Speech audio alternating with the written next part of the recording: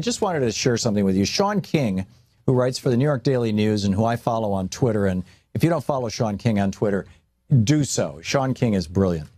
And he writes regularly for the New York Daily News. And he wrote this piece called Why I'll Never Stand Again for the Star-Spangled Banner.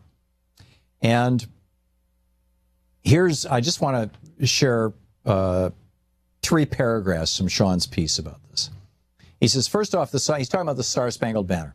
He says, first off, the song, which was originally written as a poem, didn't become our national anthem until 1931, which was 117 years after Francis Scott Key wrote it. Most of us have no true idea what in the hell we've been hearing or singing all these years. But as it turns out, Key's full poem actually has a 3rd stanza, which few of us have ever heard. In it, he openly celebrates the murder of slaves. Yes, really. It goes like this.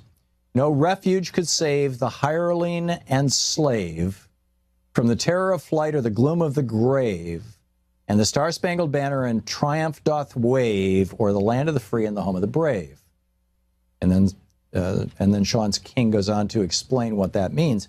He says, well, it's always been known that the song was written during American slavery, and that when those words about this nation being the land of the free didn't apply to the millions who had been held in bondage, few of us had any idea that the song itself was rooted in the celebration of slavery and the murder of Africans in America who were being hired by the British military to give them strength, not only in the War of 1812, but in the Battle of Fort McHenry in 1814.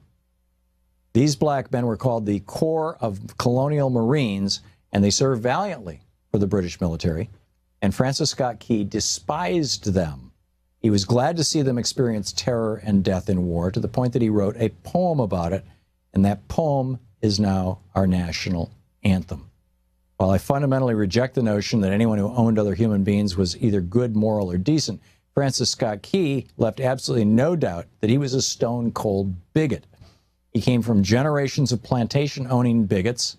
See, I don't call them plantations anymore. I call them concentration camps. But anyhow, they got wealthy off of it.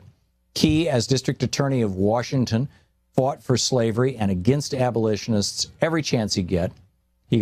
Even when Africans in D.C. were injured or murdered, Francis Scott Key stood strong against justice for them. He openly spoke racist words against Africans in America. Key said that they were, quote, a distinct and inferior race of people which all experience proves to be the greatest evil that afflicts a community, end quote. This is in the context of Colin Kaepernick's refusal to stand for the Star-Spangled Banner. Sean King nails it, as Sean King so often does. And it's just a brilliant piece. Check it out. The British, yeah, well, I don't have time to go into the whole backstory. But anyhow, we'll be back right after the break.